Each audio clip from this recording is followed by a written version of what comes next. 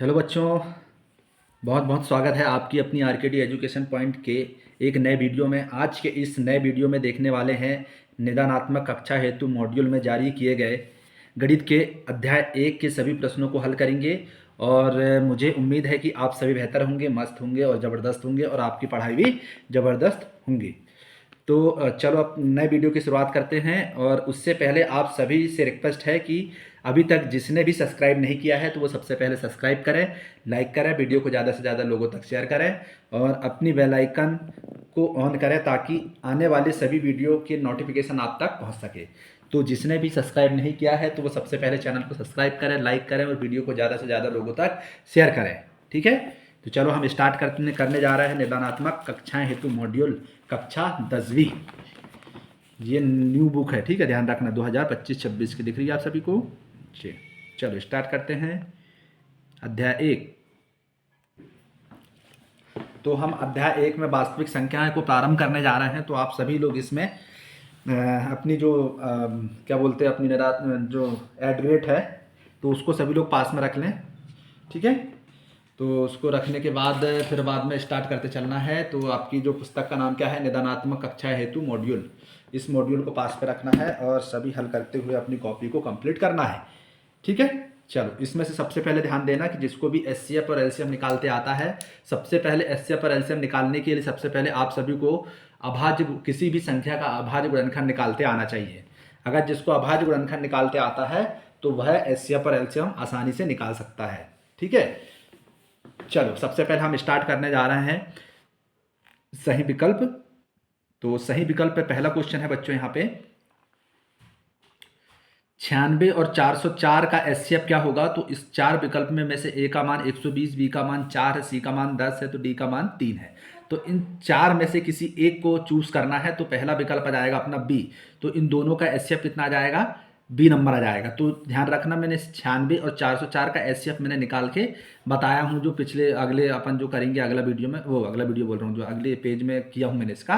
तो इसमें सभी मैंने एक तरफ से बताया हूँ कि इसका किसी भी संख्या का अभाज्य गुणनखंड कैसे करते हैं, तो आपको समझ आ जाएगा। तो केवल अभी विकल्प कंप्लीट करो तो आप आगे आपको ये सब निकालते जाएगा एचसीएफ और एलसीएम। ठीक है, तो पहला का आंसर क्या जाएगा बच्चों, बी आ जाएगा। ठीक है, दूसरे का 12 और 15 का एचसीएफ कितना हो जाएगा, 3।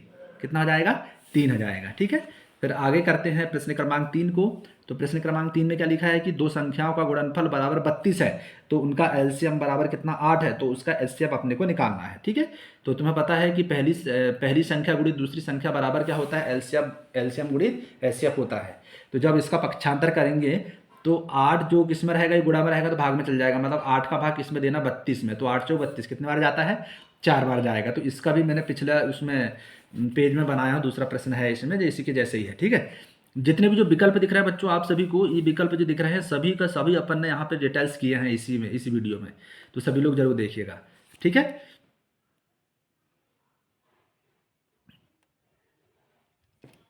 तो अब अगले देखते हैं अपन प्रश्न क्रमांक कौन सा देखना है, चौथा। 4 और 7 का महत्तम समवर्तक क्या होगा, मतलब एचसीएफ कितना होगा इसका, 1 होगा। फिर प्रश्न क्रमांक 5 को देखते हैं। तो संख्या 5, 15, 20 के लिए एलसीएम और एचसीएफ का अनुपात क्या होगा। तो एलसीएम और एचसीएफ का अनुपात कितना होगा, 12:2 होगा। तो सबसे पहले ध्यान रखना इसका 5, 15 और 20 का अलग अलग निकालना एलसीएम और इसका अलग अलग एचसीएफ भी निकालना है। ठीक है, ध्यान रखना इसका एलसीएम निकाल देना और एचसीएफ निकाल देना। उन दोनों का एचसीएफ और एलसीएम और एचसीएफ का अनुपात कितना आ जाएगा, 12:1 आ जाएगा। ठीक है, अब हम प्रश्न क्रमांक कौन सा करते हैं, छठवा करते हैं। तो प्रश्न क्रमांक 6वें में क्या लिखा है बच्चों, तो निम्नलिखित में से कौन सी अपरिमेय संख्या है। तो अपरिमेय संख्याएं कौन कौन सी है, तो जो करनी में रहती है, जो करनी के अंदर जितनी भी जो अभाज्य संख्याएं होती है, अभाज्य संख्या सभी को पता है कि अभाज्य संख्या क्या क्या होती है, 2, 3, 5, 7, 11, 13, ये सब संख्याएं क्या है अपनी अभाज्य संख्या जो बढ़ती चली जाती है, ध्यान रखना। तो इसमें 2 भी है करनी के अंदर, 5 भी है करनी के अंदर, 3 भी करनी के अंदर, सभी अभाज्य संख्याएं हैं। तो इसमें क्या लगी है, करनी लगी है, तो इसलिए ये सभी क्या जाएगी, अपनी अपरिमेय संख्या आ जाएगी। ठीक है, फिर इसी तरह हम प्रश्न क्रमांक 7 को करते हैं। तो इस प्रश्न क्रमांक 7 में क्या लिखा है बच्चों, 12, 15, 21 का एलसीएम क्या होगा। तो इसमें एलसीएम के निकालने के लिए सभी को एक साथ कर लेना या फिर अलग अलग करके भी अपन एलसीएम निकाल सकते हैं। तो इसका आंसर आ जाएगा अपना 420 आ जाएगा। ठीक है, एलसीएम और एलसीएम निकाल के मैंने बताया हूँ, दूसरा देख लेना आप इसमें। इसी में अपन आगे करेंगे इसमें, ठीक है। तो यदि दो संख्याओं का गुणनफल 135 और उनका एचसीएफ 3 है तो उनका एलसीएम क्या होगा। तो ये भी करे हैं अपन ने, 3 का भाग इसमें देंगे तो 3 चौक 12, 3 5 15, 3 का भाग इसमें देंगे। जस्ट अब भी करें अपन ने ये वाला क्वेश्चन जैसे करेंगे, ये वाले क्वेश्चन जैसे, ठीक है। 8 का भाग जैसे 32 में दिए हैं वैसे ही अपन इस 3 का भाग 135 में देंगे तो कितना आ जाएगा अपना 45 आ जाएगा, ठीक है। इस तरीके से यहाँ पे निकालना है।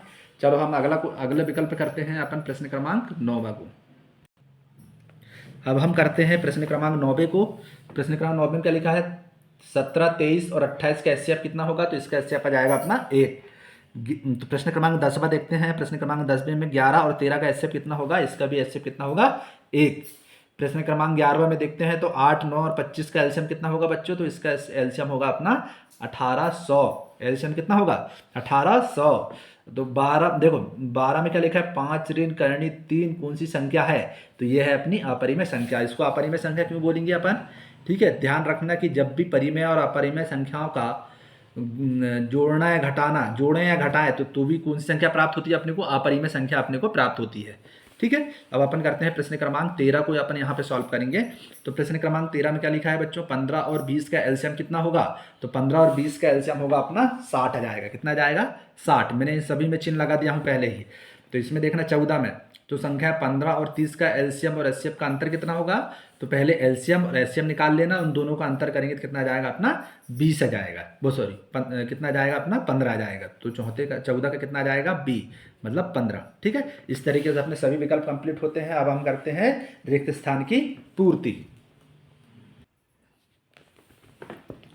अब हम करते हैं प्रश्न क्रमांक दूसरा, रिक्त स्थानों की पूर्ति कीजिए, जिसमें पहला में लिखा है 8, 9 और 25 का एचसीएफ कितना होगा। तो इसका होगा जस्ट अब भी निकाल के देखें अपन, तो इसका कितना जाएगा 1।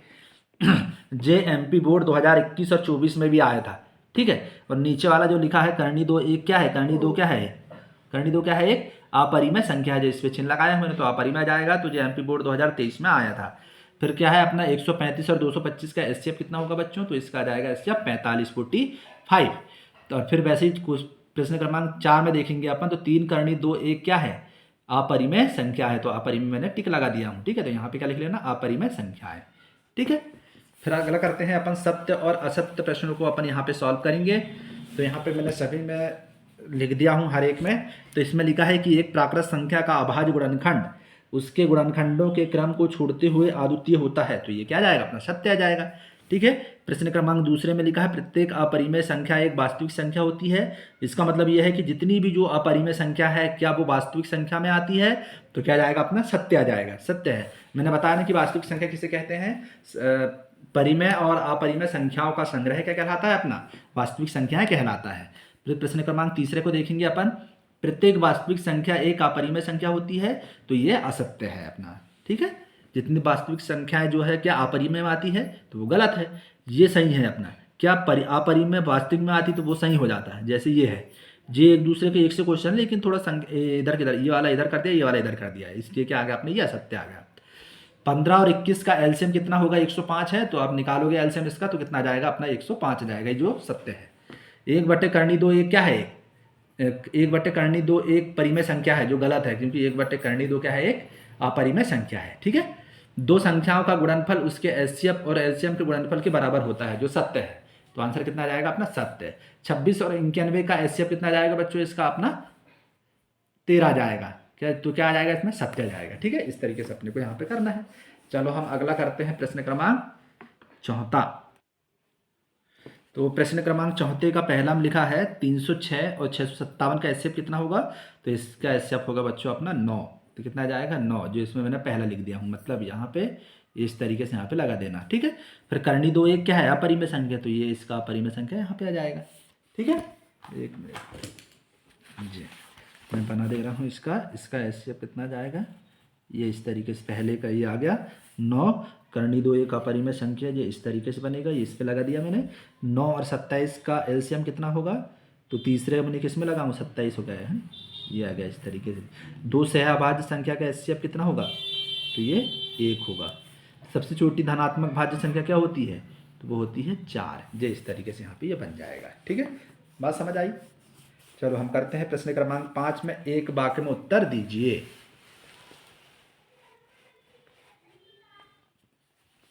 ये यहाँ पे लिखा हुआ है, ठीक है। तो यहाँ पे लिखा है कि 94 और 404 का एचसीएफ कितना होगा बच्चों यहाँ पे, तो 2 होगा इधर, कितना होगा यहाँ पे 2। तो और संख्या 156 के अभाज्य गुणनखंड कीजिए। इसका अभाज्य गुणनखंड करेंगे अपन तो सभी को पता जाएगा अभाज्य गुणनखंड कैसे करते हैं। तो 156 का अभाज्य गुणनखंड अपन कर देता हूँ, यहीं पे कर देता हूँ नहीं, इसका आंसर मैं यहाँ पे लिख दे रहा हूँ जी। 156 का जब 2 से भाग दूंगा 2 सत्ते 14, बचा 1, 2 अट्ठे 16, फिर 2 से भाग दूंगा 2 तिया 6 और 2 9 18, ठीक है। फिर 3 से भाग देंगे अपन तो 3 1 कम 3, 3 3 9, फिर किससे भाग देंगे 13 से, 13 1 कम 13, ये निकल गया इसका अभाज्य गुणनखंड, मतलब 2 गुणी 2 गुणी 3 गुणी 13, इस तरीके से लिख लेना। तो 156 का ये अभाज्य गुणनखंड निकल जाएंगे। बात समझ आ रही है, ठीक है। अब हम करते हैं तीसरा नंबर, दो प्राकृत संख्याओं के लिए एचसीएफ और एलसीएम में क्या संबंध होता है। तो तुम्हें पता है कि यहाँ पे दो संख्या है, मतलब पहली संख्या गुणित दूसरी संख्या बराबर क्या होता है बच्चों, एचसीएफ गुणित एलसीएम, ये होता है इसका आंसर। बात समझ आ रही है। ये ऊपर वाले भी लिख सकते जो रेड कलर से लिखा हूँ मैंने, यहाँ पे क्या लिखा है मैंने, यहाँ पे लिखा है बच्चों, यहाँ पे दिख रहा नहीं दिख रहा आप लोगों को, यहाँ पे मैंने एलसीएम लिखा हुआ हूँ, ठीक है, एचसीएफ गुणित एलसीएम लिखा हूँ। अब फिर प्रश्न क्रमांक चौथा करते हैं अपन, 6, 12 और 30 का एलसीएम कितना होगा, तो 60 होगा। इसका कितना आ जाएगा 60।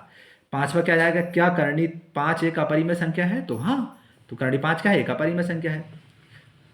फिर छठवा करते हैं अपन, संख्याएं 8, 9 और 25 का एचसीएफ कितना होगा बच्चों, तो यहाँ पे आ जाएगा अपना 1 आ जाएगा, कितना आ जाएगा 1।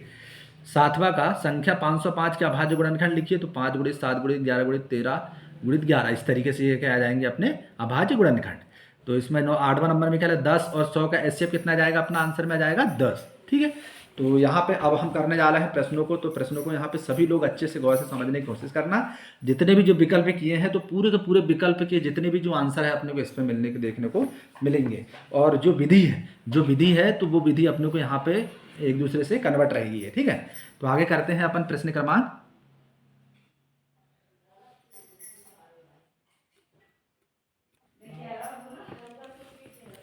संख्या 135 और 225 का एचसीएफ कितना होगा। तो एचसीएफ या फिर एलसीएम निकालने के लिए मैंने बताया था कि जैसे 135 का, जब 135 में अपन सबसे पहले यहाँ पे 3 से भाग दे सकते थे, मैंने 5 से दे दिया, कोई दिक्कत नहीं। 5 से दिया मैंने, 5 दूनी 10, 2 बार गया, यहाँ कितना बचा 3, कितना हो जाएगा यहाँ पे 35 हो जाएगा, तो 5 7 35, 7 बार। फिर 3 से भाग दिया मैंने, 3 9 27, 9 बार गया।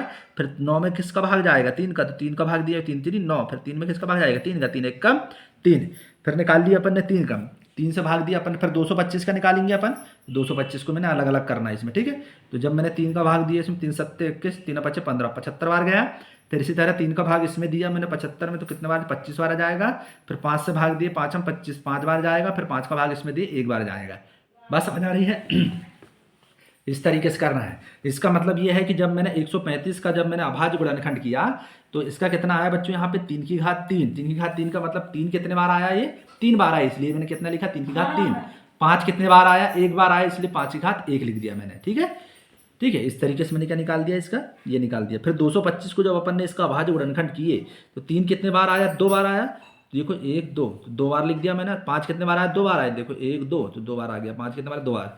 तो एचसीएफ निकालने के लिए जो कॉमन संख्या होती है वो लिखते हैं पहले, जो दोनों में कॉमन जो है वो लिख दिए, और दोनों में घात जो सबसे छोटी होती है, दोनों में जो घात सबसे छोटी होती है, यहाँ 2 है, यहाँ 3 है, तो जो छोटी घात वाले लेंगे, मतलब 3 की घात कितना लेंगे अपन, 2। एचसीएफ में जो दोनों में कॉमन हो वो लेंगे, फिर बाद में जो छोटी घात होती है उसको लेते हैं, ये बात थोड़ा ध्यान रखना है। फिर इसी तरह 5 की घात, दोनों में 5 भी कॉमन है, तो 5 भी ले लिया अपन ने, और जो घात छोटी होती है दोनों में, जो 2 बड़ी है 1 छोटी है, तो ये वाला लेंगे अपन, ये वाला, ठीक है। तो यहाँ पे लिख दिए। जब इन दोनों को गुणा किए तो इसका कितना जाएगा अपना, 45 आ जाएगा। अब भी जस्ट अपन ने देखे थे कि 135 और 225 का एचसीएफ कितना होगा, अपन ने 45। अब भी जस्ट अपन ने खाली स्थान में किए थे, तो आंसर कितना आ रहा था, 45 आ जाएगा, ठीक है। इस तरीके से अपन यहाँ पे करेंगे। अब तुम्हें पता है, मैंने एक क्वेश्चन पे मैंने बता दिया हूँ कि इसमें गुणनखंड निकालने के लिए अपने को एचसीएफ और एलसीएम किस तरीके से निकालते हैं। अब हम करते हैं प्रश्न क्रमांक 7वां। प्रश्न क्रमांक 7वां में क्या है बच्चों, 140 के अभाज्य गुणनखंडों के रूप में अपने को व्यक्त करना है, जिसमें मैंने यहाँ पे 140 का जब गुणनखंड किया, 2 का भाग दिए तो 70 बार जाएगा। फिर 2 का भाग 70 में दिए 35 बार जाएगा। फिर 5 का भाग इसमें दिए 35 में 7 बार जाएगा। फिर 7 का बड़ा भाग इसमें दिए तो 1 बार जाएगा। बात समझ आ रही है, सभी को भाग देते आता है, ठीक है। ये भाग देते आता है, ध्यान रखना, ये 21 में, 23 में, 24 में आया तो 25 में भी आएगा। ठीक है, बहुत बार आता है ये क्वेश्चन। तो इसमें जब 140 का जब अभाज्य गुणनखंड किए तो 2 गुणित 2 गुणित 5 गुणित 7 इस तरीके से दिया, जो यही लिखा हूँ मैंने। इधर तारीख जो संख्या है रहती है कि नहीं, वही संख्या मैंने यहाँ पे लिख दिया मुझे। अब और अच्छा, और इसको सरल करना है तो मतलब 2 कितने बार आया है, 2 बार आया, 2 की घात 2 कर दिया। 5 कितने बार आया, 1 बार आया तो 5 की घात 1 कर दिया। 7 कितने बार आया, 1 बार आया, 7 की घात 1। तो यही निकल गया अपना आंसर। बात समझ आ रही है? ठीक है, सभी को समझ आ रहा है, मजा आ रहा है? ठीक है, तो वीडियो को लाइक करना है। ठीक है, अब प्रश्न क्रमांक 8वें को भी जैसे ही करना, जस्ट अब भी पिछला क्वेश्चन करे थे अपन ने, वैसे इसको जनमन मैसेज करना है। 156 का अभाज्य गुणनखंड किए तो 2 का भाग दिए तो 2 सत्ते 14, बचा कितना 1, कितना हो जाएगा यहाँ पे 16, 2 अट्ठे 16, 78 बार गया। फिर 2 का भाग देंगे, 2 तिया 6, बचा 1, 2 9 18, 39 बार गया। अब 39 में 2 के पहाड़े में 39 नहीं आता, किसके पहाड़े में आता, 3 का, 3 1 कम 3, 3 3 9, 13 बार गया। फिर 13 का भाग दिए 13 में, 13 1 कम 13। ठीक है, तो मैंने अपन 156 का अभाज्य गुणनखंड 2 गुणित 2 गुणित 3 गुणित 13 के रूप में आया। तो 2 कितने बार है, 2 बार है। 3 कितने बार है, 1 बार है। 13 कितने बार है, 1 बार है। तो ये इसका आंसर। फिर इसी तरह अपन प्रश्न क्रमांक किसको करते हैं, प्रश्न क्रमांक करते हैं अपन 9वें को। प्रश्न क्रमांक 9 में क्या लिखा है बच्चों, तो इसमें संख्या 3825 को अभाज्य गुणनखंड के रूप में व्यक्त कीजिए। तो मैंने ये इस तरीके से निकाल दिया हूँ सभी को।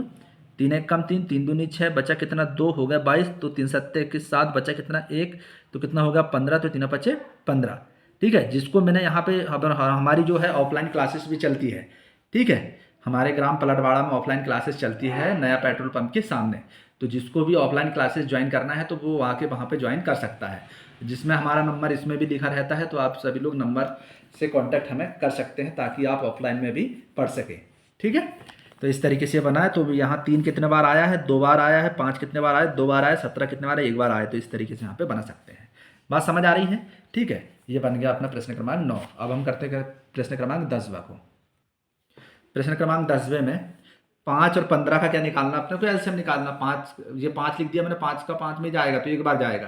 फिर इसी तरह 15 का निकाल लेते, 15 निकाल दिया, 3 का भाग इसमें दिया अपने, 3 5 15, 5 से दिए, 5 1 कम 5। तो इसका 5 में 5 कितने बार आया, 1 बार आया तो 1 लिख दिए।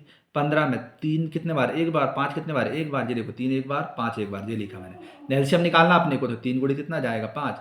जो सभी जितने प्रकार की अलग अलग जो संख्याएं रहती सभी को लिखा जाता है इसमें। 3 भी है, 5 भी है, लेकिन अधिकतम घात के साथ लेते हैं इसमें। अपन ने एचसीएफ में न्यूनतम घात लेते हैं और एलसीएम में अधिकतम घात लेते हैं, ध्यान रखना। ठीक है, तो इसमें 3 और 5 कितना आ जाएगा 15। तो एलसीएम कितना जाएगा बच्चों यहाँ पे 15 आ जाएगा। ठीक है, अब हम करते हैं प्रश्न क्रमांक 11 जी। ठीक है, प्रश्न क्रमांक 11 में क्या लिखा है, तो एचसीएफ कितना 3 0 6 और 6 5, ये पहली संख्या दूसरी संख्या होती है, ध्यान रखना। ठीक है, इसके जैसे एक और क्वेश्चन है, मैं इसको समझा दूंगा तो उसको नहीं समझाऊंगा, ये समझ लेना उसको। ठीक है, मतलब लिख दिया हूँ, लिखना बस है, आपको देख के समझना है। तो पहली संख्या इसको क्या बोलते हैं, ये पहली संख्या होती है, दूसरी संख्या, या फिर इसको मैंने ये पहला मतलब इसको पहली संख्या मतलब है पहला, दूसरी संख्या मतलब दूसरा, जो इस तरीके से मैंने यहाँ पे लिख दिया। इसका मतलब पहली संख्या कितनी है 306 और दूसरी संख्या कितनी है अपनी 657। और ये वाला जो एचसीएफ बराबर कितना है अपने पास 9, तो एचसीएफ बराबर 9। अपने क्या निकालना है, एलसीएम निकालना है, तो एलसीएम बराबर ज्ञात करना अपने को। तो सभी को पता है कि पहली संख्या गुणित दूसरी संख्या बराबर क्या होता है, एचसीएफ गुणित एलसीएम। ये फार्मूला है, ध्यान रखना, ये पूरा पूरा क्या है फार्मूला है। मतलब पहली संख्या 306, पहली संख्या कितनी है 306, इसके नीचे लिख दिया। दूसरी संख्या कितनी है अपनी 657, तो उसके नीचे लिख दिया। और एचसीएफ कितना है 9, तो एचसीएफ कितना है 9, तो उसके नीचे लिख दिया। और एलसीएम अपने को याद करना है तो उसको वैसे वैसे लिखेंगे। तो ये गुणा में है तो किस में जाएगा, ये भाग में। जब इसको काटेंगे इसमें तो कितना जाएगा 34। 9 का भाग 306 में देंगे तो 34 बार जाएगा। और गुणित कितना 657, 34 गुणित 657 बराबर एलसीएम।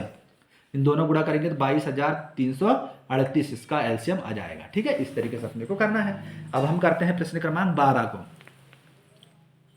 अब हम प्रश्न क्रमांक 12 को करेंगे। ठीक है, अब ध्यान रखना कि संख्या 4 की घात n पर विचार कीजिए, जहाँ n एक प्राकृत संख्या है, जहाँ जांच कीजिए कि क्या n का कोई मान है जिसके लिए 4 की घात n अंक 0 पे समाप्त होती है। तो ध्यान रखना बच्चों, कोई भी संख्या 0 पे समाप्त तभी हो सकती है जब उसके अभाज्य गुणनखंड में 0 उपस्थित रहता है। उसके अभाज्य गुणनखंड में 2 और 5 उपस्थित होता है, जब भी वह 0 पे समाप्त होती है, अन्यथा 0 पे समाप्त नहीं हो सकती। तो इसका मैंने कंक्लूजन यहीं पे लिखा हूं कि किसी भी संख्या के अभाज्य गुणनखंड में 2 और 5 अनिवार्य रूप से उपस्थित है तो वह संख्या 0 पे समाप्त होती है, अन्यथा 0 पे समाप्त नहीं होगी। ठीक है, आगे अपन करते हैं इसी का सॉल्यूशन है आगे। तो यहाँ पे लिखा है 4 की घात n, 4 का जब गुणनखंड किए तो 2 गुणित 2 के रूप में उपस्थित हुआ।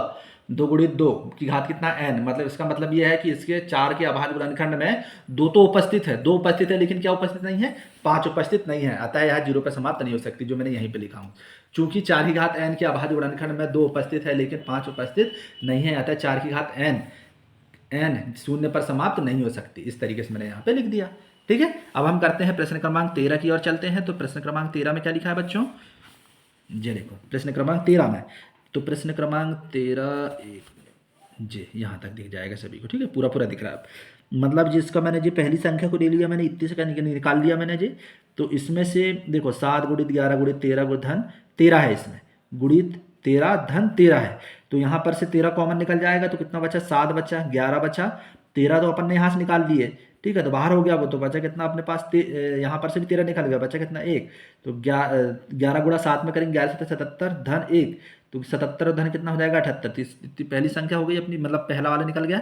अब दूसरा वाला कौन सा है अपना, ये है, तो दूसरे को जैसे तैसे निकालिए। तो यहाँ धन 5 है, तो 5 भी कॉमन निकल जाएगा, मतलब यहाँ से 5 निकल जाएगा, ये वाले 5 निकल जाएगा। ठीक है, तो बचा क्या अपना 7 भी है, 6 भी है, 5 बाहर कर दिए, बचा 4, 3, 2 गुणित 1। जब इन दोनों को एक दूसरे से गुणा करेंगे यहाँ से लेके यहाँ तक, तो ये 1008 आ जाएगा, धन कितना बचा 1। ठीक है, तो 1008 में 1 जोड़ेंगे तो 1009 आ जाएगा, दो संख्या यहाँ पे निकल गई। तो इसमें मैंने लिख दिया हूँ कि दोनों संख्याएं 2 या 2 से अधिक अभाज्य गुणनखंडों के गुणनखंड के रूप में लिखा जा सकता है, अतः दोनों भाज्य संख्याएं हैं। ध्यान रखना, भाज्य और अभाज्य सभी को पता होना चाहिए, या जिसके अभाज्य गुणनखंड में 2 से अधिक गुणनखंड अगर निकलते हैं, 2 से अधिक गुणनखंड होना चाहिए, मतलब 3 होना चाहिए, 4 होना चाहिए, तो वो भाज्य कहलाती है। ठीक है, तो इसमें 2 से अधिक है, क्योंकि गुणा में 1 भी आएगा, इसके भी अब निकालेंगे, अब तो और निकलेगा इसमें। ठीक है, इस तरीके से 3, 4, 5 जितने भी निकल सकते हैं, इसलिए इसे क्या बोलेंगे अपन, भाज्य संख्या कहते हैं। अब प्रश्न क्रमांक 14 को अपन स्टार्ट करते हैं। तो प्रश्न क्रमांक 14 में क्या लिखा है बच्चों, तो इसमें लिखा है कि अभाज्य गुणनखंड विधि द्वारा 96 और 404 का एचसीएफ ज्ञात कीजिए और फिर इनका एलसीएम भी अपने को निकालना है। लेकिन 96 को जस्ट अपन ने अब भी करें, विकल्प में करें, इसको ध्यान रखना कितना आया था अपना, 4 आया था। ठीक है, तो इसमें 96 का जब निकाला मैंने तो इस तरीके से निकला ये अभाज्य गुणनखंड, और 404 का इस तरीके से निकाला। सभी को बता दिया हूँ मैंने किस तरीके से निकालना है। अब 96 का जब गुणनखंड किए 2 गुणित 2 गुणित 2 गुणित इस तरीके से निकला, मतलब 2 गुणित 2 कितने बार आया, 5 बार, और 3 कितने बार आया, 1 बार, जो मैंने यहाँ पे लिख दिया, मतलब 2 कितने बार आया, 5 बार, और 3 कितने बार आया, 1 बार। इससे गुणनखंड निकालते आना चाहिए। ठीक है, अब फिर करते हैं अपने ये वाला। तो अब ये क्या है, 404 का निकाले अपन ने, तो 404 का कितना निकला, 2 गुणित 2 गुणित 10, वो सॉरी 101, कितना है ये, 101 है, ध्यान रखना इसमें। हाँ, ये 101 है। तो 404 बराबर 2 कितने बार है, 2 बार है, तो 2 की घात 2 लिख दिया। 101 कितने बार, 1 बार है, तो इसका एचसीएफ कितना जाएगा, दोनों में जो कॉमन है, दोनों में कॉमन क्या था, 2 की घात 2 था, उसमें जो किया हूँ मैंने 2 की घात 2, मतलब कितना एचसीएफ कितना जाएगा अपना 4। ठीक है, तो एलसीएम कितना आ जाएगा, 2 की घात 5 है, गुणित कितना 3 की घात 1 गुणित 101। जब एक दूसरे से गुणा करेंगे तो 32 आ जाएगा, 2 की घात 5 मतलब 32, 3 की घात 1 मतलब 3, 101 की घात 1 मतलब 101। इन सबका गुणा करेंगे तो 9696 आ जाएगा इसका आंसर है। तो एलसीएम कितना आ गया, 9696। ठीक है, अब हम करते हैं प्रश्न क्रमांक 15 को।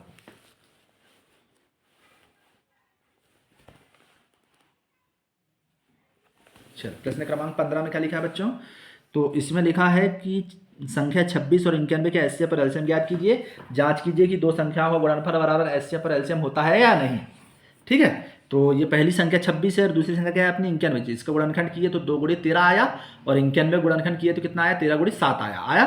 जी यहाँ पे लिखा हूँ मैंने, जो करके दिखा, 2 का भाग इसमें 26 में देंगे 13 बार जाएगा, 13 का भाग 13 में देंगे 1 बार जाएगा, 7 का भाग 91 में 13 बार जाएगा, 13 का भाग फिर 13 में देंगे तो 1 बार जाएगा।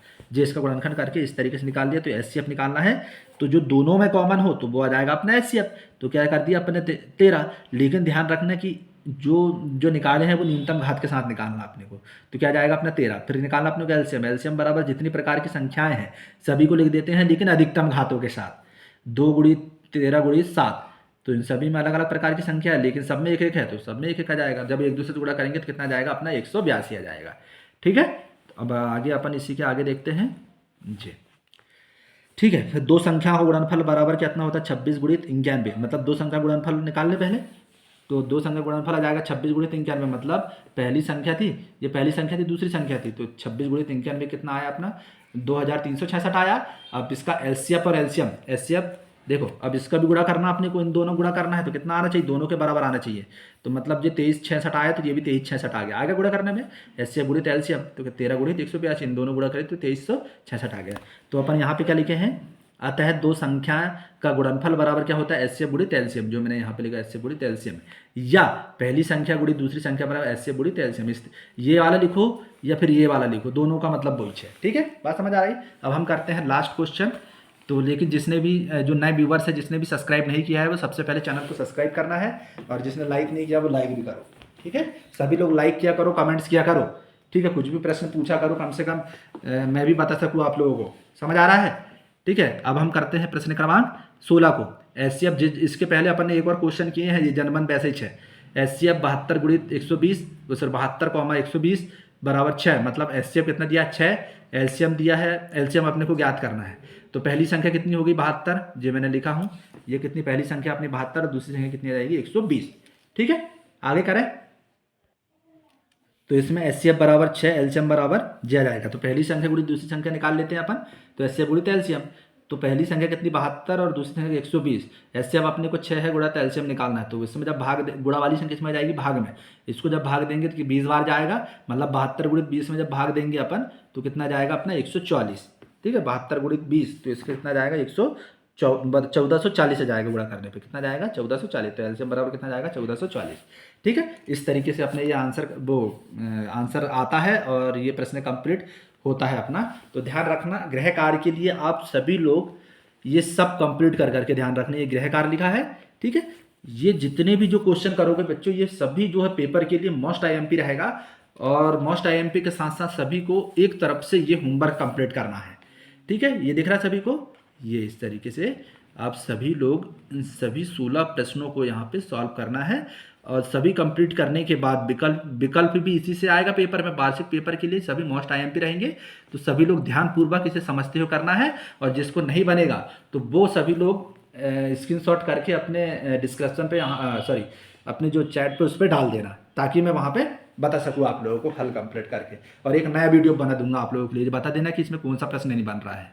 ठीक है, बात समझ आ रही है? गृह कार्य के लिए सभी लोग कंप्लीट कर लेना इन सभी 16 प्रश्नों को। बात समझ आ रही है? ठीक है, ठीक है बच्चों, तो सभी लोग चैनल को जरूर सब्सक्राइब करें, लाइक करें, और ज़्यादा से ज़्यादा लोगों तक वीडियो को शेयर करें। बात समझ आ रही है? ठीक है, ठीक है बच्चों, धन्यवाद। जय हिंद, जय भारत, जय जौहार।